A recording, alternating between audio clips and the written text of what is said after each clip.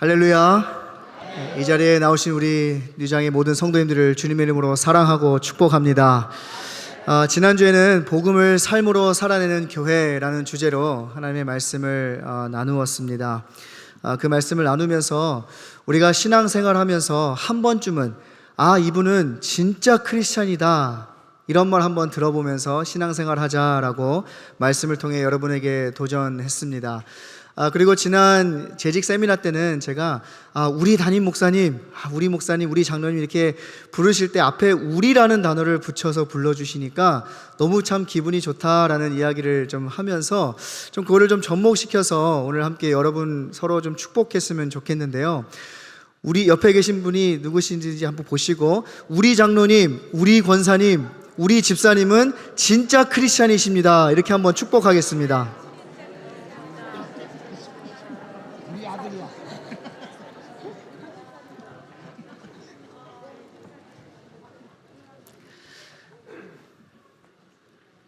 이런 인정과 칭찬 받으니까 기분 좋으시죠?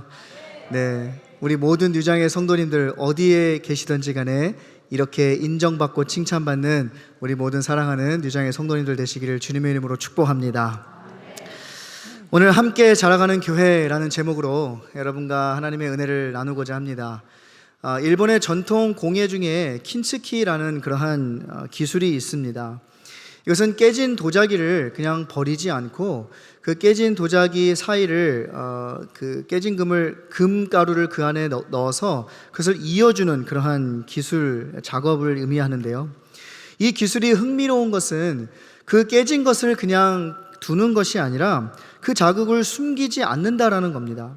오히려 깨진 자국에 금가루가 더 채워져서 더욱더 아름다운 작품을 만들어내는 것이죠.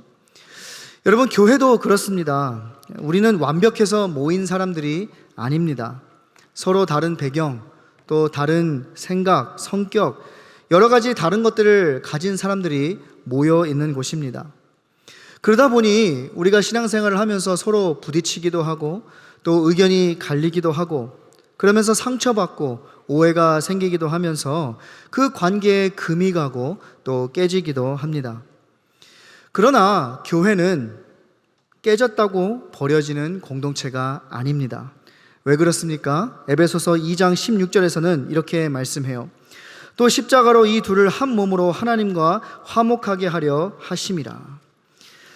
하나님께서는 예수 그리스도를 통해 막힌 담을 허무시고 또 그 원수였던 자들을 한 몸으로 만드셨기 때문이라고 설명하고 있습니다.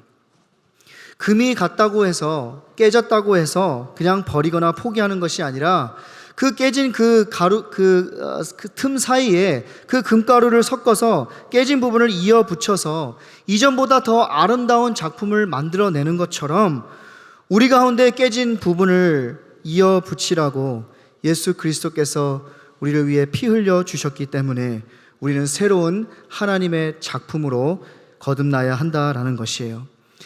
오늘 우리가 읽은 에베소서를 크게 두 부분으로 나눈다면 이 1장부터 3장의 말씀은 그 교회의 역사성에 대한 교리적 그러한 설명의 말씀이라고 한다면 이 4장부터 6장의 말씀은 성도가 또 온 교회가 각자의 바른 모습에 대한 실천적 차원에서의 말씀이라고 이야기할 수 있습니다.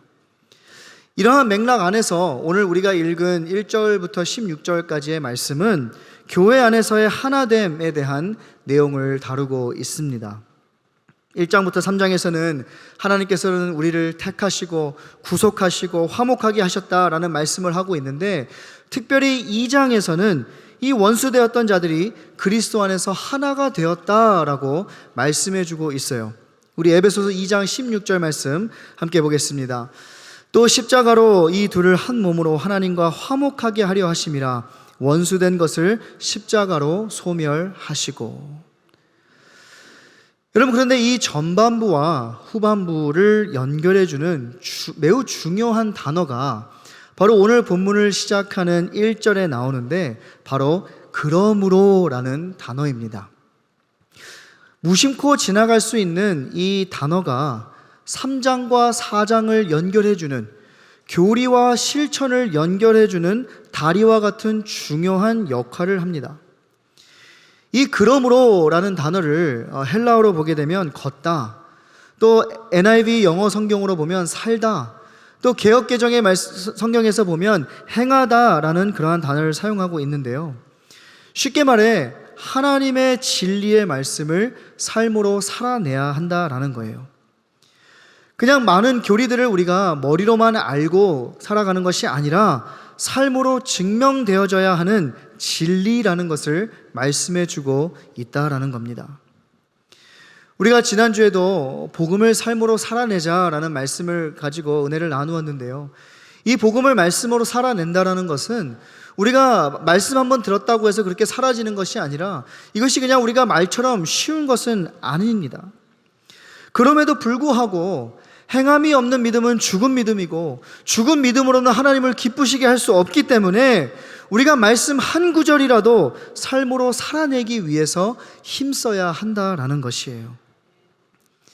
사랑하는 성도 여러분, 성도의 능력은 우리가 말씀을 많이 알고 말씀을 많이 외우고 우리가 신앙생활을 몇 대째 몇십 년째 교회를 다닌다고 해서 나오는 것이 아니라 성도의 능력은 하나님의 말씀에 순종하고 그 말씀을 삶으로 살아내는 데서부터 나오는 것임을 믿으시기를 바랍니다. 여러분, 우리가 이왕 신앙생활 하는 거 하나님이 기뻐하시는 거 해야 하지 않겠어요? 이왕 신앙생활 하는 거 하나님이 하라는 거 하고 하나님이 하지 말라는 거 하지 말고 하나님께 영광이 되는 일, 하나님이 기뻐하시는 일, 우리가 이런 일을 하면서 신앙생활 해야 하지 않겠습니까? 우리가 왜 교회에 오죠? 왜 우리가 신앙생활 하죠? 왜 예배하죠? 내가 이런 사람이다라고 드러내기 위해서 하는 겁니까? 내가 교회에서 이런 일을 했다고 무슨 비석 같은 걸 세우기 위해서 하는 겁니까? 아니요. 우리가 예배하는 것, 우리가 섬기는 것, 우리가 교회 오는 것 하나님의 영광을 위해서인 줄로 믿으시기를 바랍니다.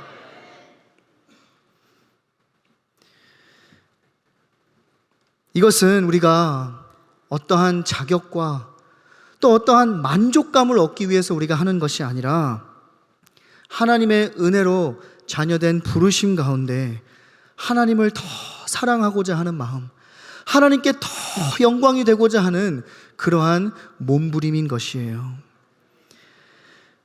하나님의 말씀을 살아내는 것이 너무나도 중요하기 때문에 바울은 오늘 말씀을 통해서 우리에게 권면, 아니 조금 더 강하게 이야기하자면 명령해 주고 있는 것이에요. 1장부터 3장은 믿는 자들에게 주시는 그 하나님의 선물에 초점을 맞추며 명령형 문장이 없습니다. 그러나 4장부터 6장의 말씀에 보면 우리가 부르심에 합당하게 살아야 할 성도의 책임에 관한 그러한 지시사항들을 우리에게 이야기해 주면서 명령형 문장을 우리에게 사용하면서 강조하며 말씀해 주고 있다라는 거예요. 하지만 여러분, 우리에게 이렇게 명령하고 있는 것은요, 우리가 이렇게 살아낼 수 있는 능력이 우리 가운데 있어서가 아니라 부르심에 합당하게 살 수 있게 해 주시는 그 능력이 바로 예수 그리스도 안에 있기 때문에 그렇습니다. 그래서 바울은 우리가 그리스도 안에서 부르심을 받았다라고 말씀하는데 그 부르심 중에 하나가 바로 교회의 하나됨입니다.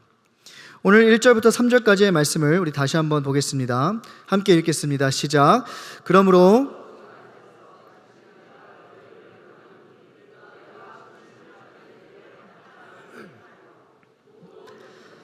온유로 하고 오래 참음으로 사랑 가운데서 서로 용납하고 평안에 매는 줄로 성령이 하나 되게 하신 것을 힘써 지키라. 성령이 하나 되게 하신 것을 힘써 지키는 일, 이것이 바로 우리가 부르심에 합당하게 행하며 사는 모습이라는 거예요. 여러분, 그리스도 안에서 하나됨이란 무엇일까요? 그리스도 안에서 하나됨이란 예수 그리스도를 향한 우리의 사랑과 그 복음에 대한 헌신 가운데 하나 되게 하는 성령의 은혜입니다. 여러분, 이것은 우리 모두가 똑같은 생각을 해야 되고 똑같은 행동을 해야 한다라는 그러한 의미가 아니에요. 성령님께서 이루시는 그 하나됨의 특징은 동일함을 의미한다라기보다는 도리어 다양성을 의미합니다.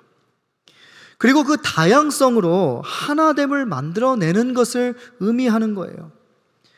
마치 우리가 오케스트라 안에서 모든 사람이 똑같은 악기를 연주하고 똑같은 음을 연주하는 것이 아니라 다른 악기, 다른 음을 연주하지만 이러한 여러 다양성이 존재하는 가운데 조화라는 것을 통해서 다양한 소리들이 묶여서 아름다운 화음을 만들어내는 것과 같다라는 것입니다.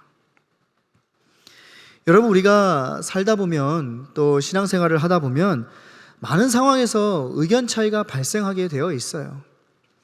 기질도 다르고 배운 것도 다르고 관심도 다르고 또 기준도 다르기 때문에 우리 너무나도 많은 것이 다르기 때문에 우리가 하나됨을 이야기하면서도 실제로는 그 하나됨을 경험하지 못하며 살아가기도 합니다.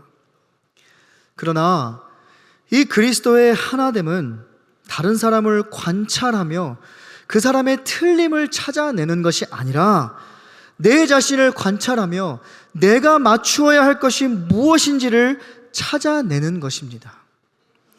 그런 의미에서 볼 때 이 하나됨의 시작은 다른 사람의 변화를 요구되는 데서부터 시작되는 것이 아니라 내 자신을 포함한 우리 모두가 불완전하다라는 사실을 인정하는 데서부터 시작된다라는 거예요.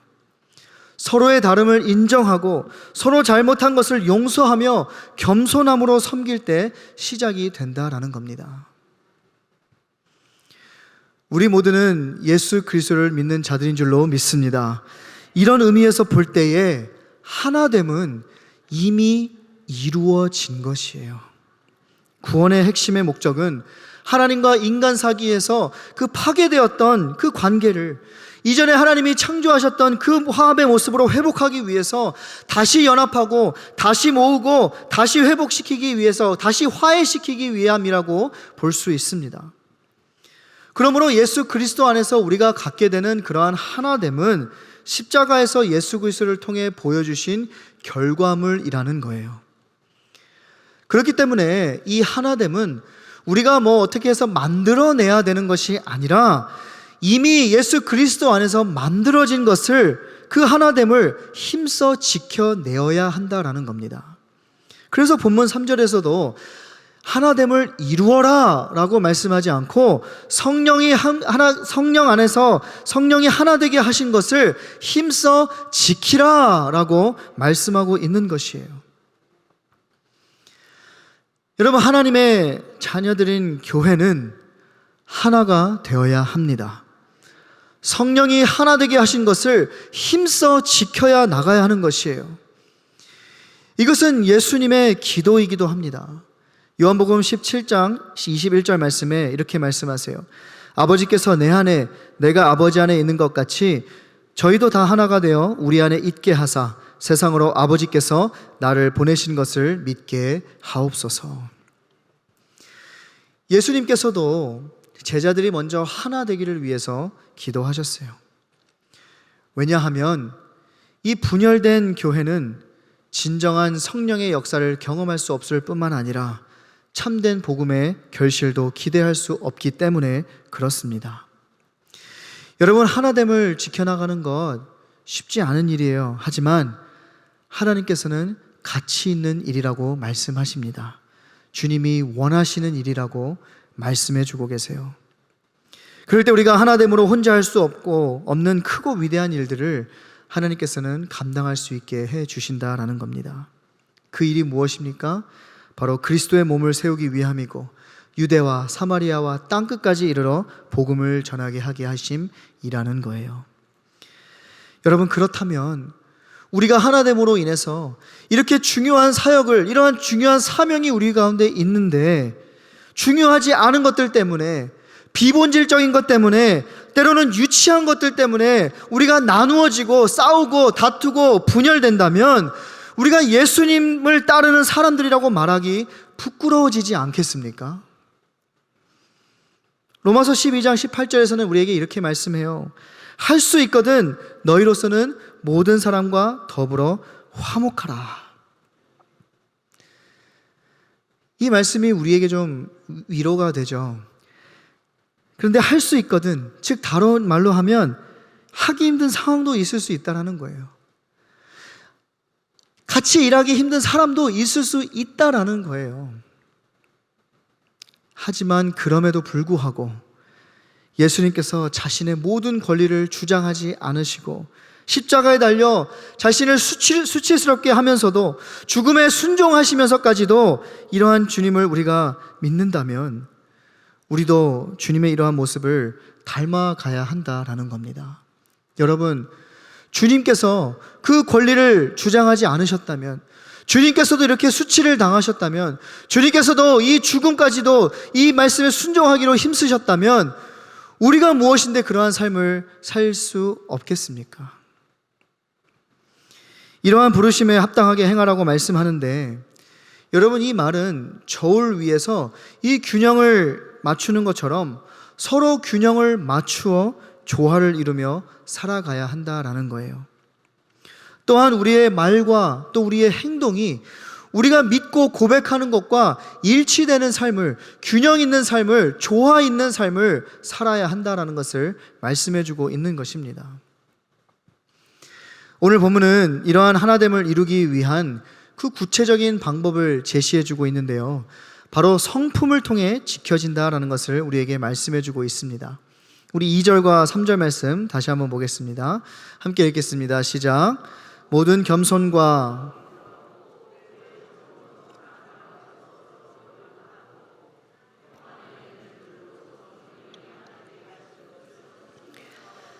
아멘. 어떻게 해야 합니까? 모든 겸손과 온유로 하고 오래 참음으로 사랑 가운데서 서로 용납하고 평안함으로 하라는 거예요. 이 중에서 가장 먼저 언급된 성품은 겸손입니다.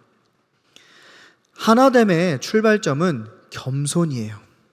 겸손은 자신을 낮추는 것입니다. 여러분, 예수님께서 3년 동안 사역하시면서 세우신 그 12제자 공동체를 한번 생각해 보십시오. 아마도 가장 완벽하고 가장 위대하고 아름다운 공동체라고 우리가 이야기할 수 있을 것이에요. 그러나 예수님께서 이 십자가의 죽음을 앞두고 예루살렘으로 올라가는 결정적인 그 시기에 제자들 사이에서는 분열과 다툼이 있었어요. 그 이유가 무엇이었죠? 서로도 높은 자리에 앉아 으뜸이 되고자 했기 때문이었어요. 여러분, 내가 더 중요하다, 내 생각이 더 맞다, 내가 하는 일이 더 중요하다, 여러분, 이러한 생각에서부터 분열은 시작되는 겁니다. 그러나 겸손은 내가 조금 더 내려가겠습니다, 내가 먼저 이해해 보겠습니다, 내가 먼저 양보해 보겠습니다, 내가 먼저 용서하겠습니다, 내가 먼저 사랑하겠습니다 라고 말하는 데서부터 겸손이 시작된다는 거예요.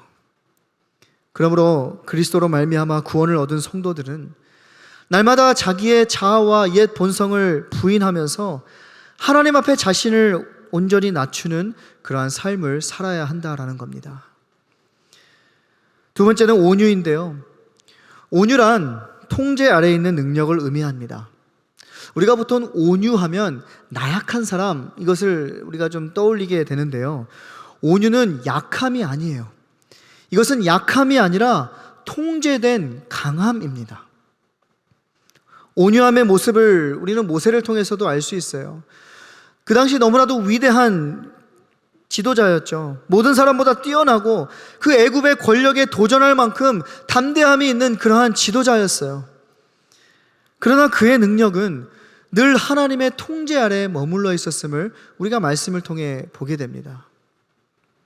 예수님께서도 천지를 창조하신 전능하신 분이시지만 죄인을 구원하시기 위해 십자가를 지셨어요.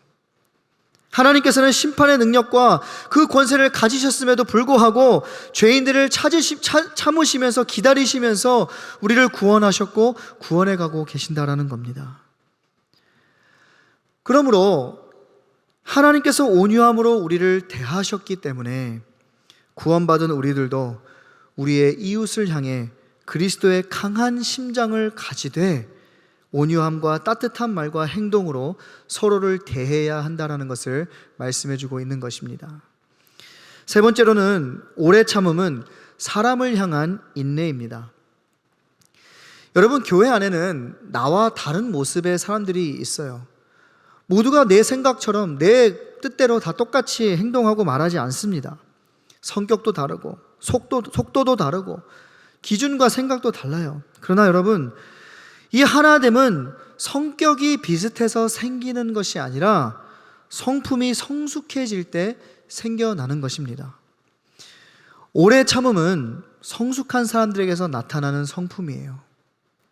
아브라함이 하나님께로부터 땅과 많은 후손의 약속을 받았음에도 불구하고 그 약속을 받고 그 약속이 성취되기까지 오랜 시간을 기다렸던 것처럼, 노아가 물이라고는 구경할 수도 없었지만 하나님의 명령을 받아 방주를 지으라는 명령을 받고 오랜 시간 방주를 지었던 것처럼, 모세가 이스라엘 백성들을 구원하시기 위해 오랜 시간을 지나온 것처럼, 비록 오랜 시간이 걸린다 할지라도 하나님께서 택하신 때와 그 장소와 방법을 통하여 역사하시기를 기다리는 것이 바로 오래 참음이라는 겁니다.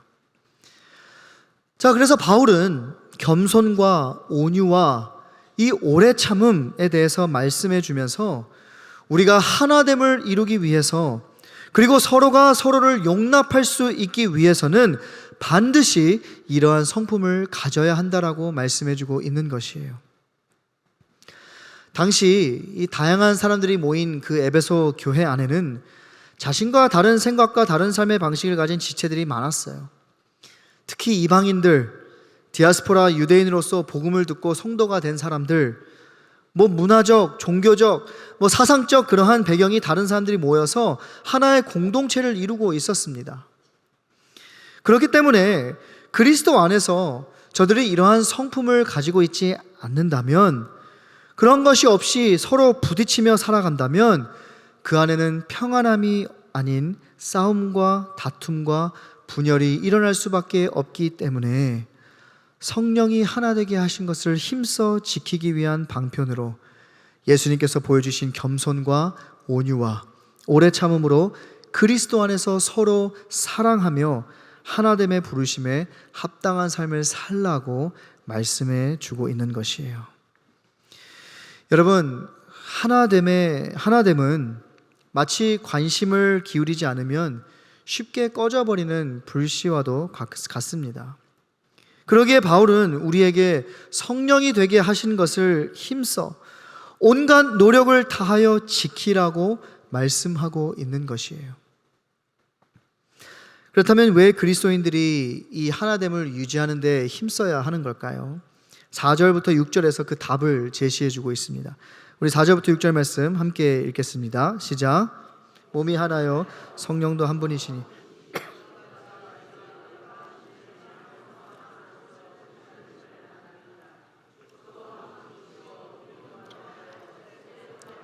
하나님도 한 분이시니 곧 만유의 아버지시라. 만유 위에 계시고 만유를 통일하시고 만유 가운데에 계시도다. 아멘. 4절부터 이 6절은 성도들의 그 연합의 근거를 삼위일체 안에서 연합과 관련해서 설명해주고 있습니다.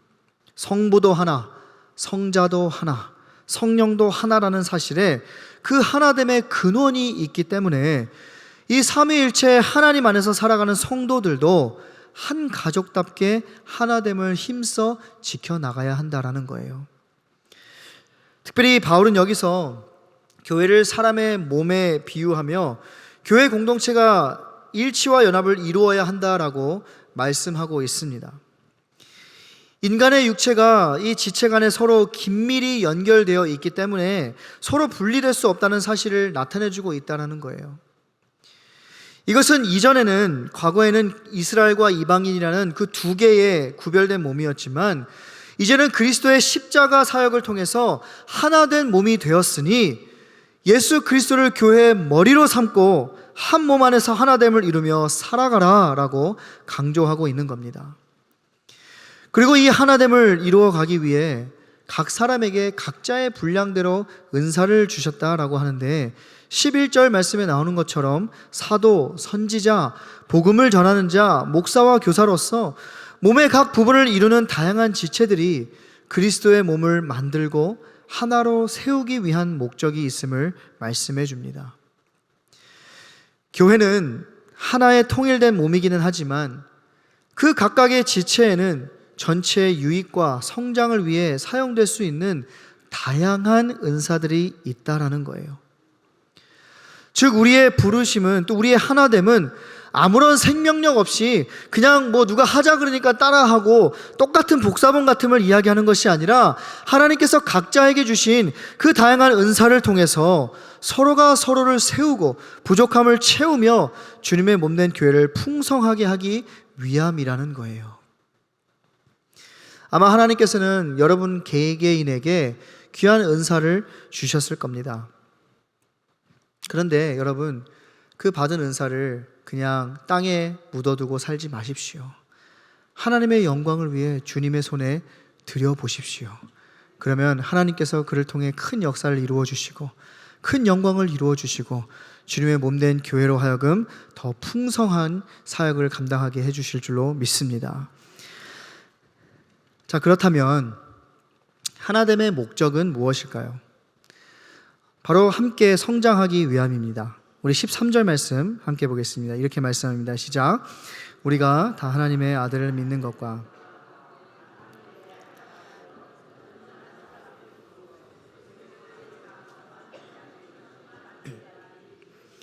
하나됨의 목적은 침묵이 아니에요.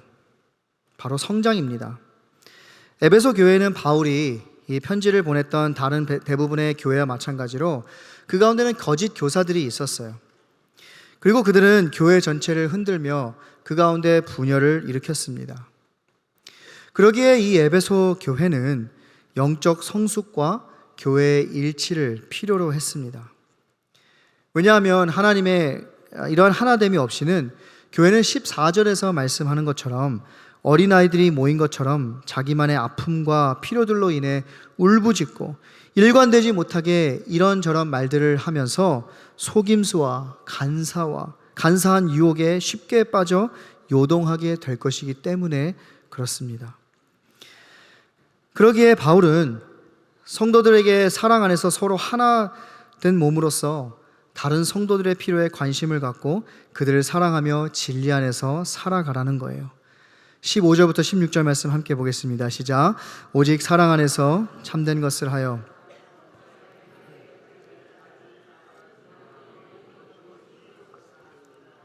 그에게서 온몸이 각 마디를 통하여 도움을 받음으로 연결되고 결합되어 각 지체의 분량대로 역사하여 그 몸을 자라게 하며 사랑 안에서 스스로 세우느니라.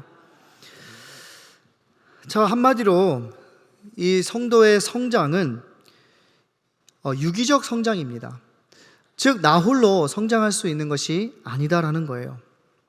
성도 한 사람 한 사람은 그 자체로서는 온전한 인격체이지만 이 교회 전체의 맥락 안에서 보게 된다면 사람의 몸의 각 신체 부위와 같은 것입니다. 그러므로 모든 성도는 홀로 존재하는 것이 아니라 다른 성도들과 긴밀히 연결되어 있기 때문에 그 관계 속에서 함께 자라가게 되는 것이에요. 자, 그렇다면 사랑하는 성도 여러분, 우리가 어떻게 해야 하는 걸까요? 혹시 내가 먼저 내려놓아야 할 자존심이 있으신가요? 아니, 내가 먼저 손 내밀어야 할 그러한 사람이 있으신가요? 여러분, 진짜 멋있는 신앙인은요, 힘으로, 권력으로, 나이로, 직위로, 경험으로 이기는 사람이 아니라 사랑으로 이기는 사람입니다. 예수님처럼 겸손과 낮아짐으로 이기는 사람이에요. 여러분, 건강한 교회는 문제가 없는 교회가 아니라 문제를 이기는 교회입니다. 그러므로 우리 뉴장이 이러한 건강한 교회가 될 수 있기를 간절히 소원합니다. 겸손으로, 온유로, 오래 참음으로, 사랑으로 모든 것을 이겨낼 수 있는 우리 뉴장이 될 수 있기를 주님의 이름으로 축복합니다. 말씀을 맺고자 합니다. 우리는 온 세대가 함께 꿈꾸는 공동체를 이루게 하소서라는 표현을 선포하고 달리기 시작했어요. 여러분, 우리가 꿈꾸는 것도 중요하지만 더 중요한 것은 함께 꿈꾸는 거예요. 주 안에서 함께 예배하고 함께 섬기고 함께 자라가야 한다라는 겁니다. 우리 주님은 이 일을 우리가 하나됨을 통해서 하기 원하세요. 그냥 몇몇 사람을 통해서 하는 것이 아니라 우리 모두가 함께 마음을 모아 하나됨을 통해서 하기를 원하신다라는 겁니다. 여러분, 우리가 완벽해서 하나가 된 것이 아니에요. 예수 그리스도의 십자가 때문에 우리는 하나가 된 줄로 믿습니다. 그러므로 나에게 좀 불편한 것이 있고 나에게 좀 마음에 들지 않는 것이 있다 할지라도 하나님께서 세우신 그 질서 안에서 하나됨을 지켜 나가시기를 바랍니다. 겸손으로, 온유로, 오래 참음으로, 사랑으로 성령이 하나 되게 하신 것을 힘써 지키는 교회가 되기를 원합니다. 예수 그리스도의 피값으로 사신 주님의 몸된 이 교회가 더 이상 상처받지 않도록 서로 함께 보호하고 함께 아껴주고 서로도 사랑하는 그런 교회가 되기를 바랍니다. 새로운 하나님의 작품으로 거듭날 수 있기를 바랍니다. 사랑하지 않으면 원망과 핑계를 찾게 되지만 사랑하면 방법을 찾게 되어 있습니다. 그러므로 주님을 더 사랑하십시오. 믿음의 지체들을 더 사랑하십시오. 그럴 때 하나님께서는 우리로 하여금 예수님의 제자가 되어 열방을 살리고 복음으로 세계를 섬기는 그러한 교회로 우리를 사용해 주실 줄로 믿습니다. 이렇게 성령이 하나 되게 하신 것을 힘써 지킴으로 함께 성장하고 함께 자라고 함께 맡겨진 사명 감당하는 사랑하는 우리 모든 유장의 성도들과 우리 누장이 될 수 있기를 주님의 이름으로 간절히 축원합니다. 기도하겠습니다.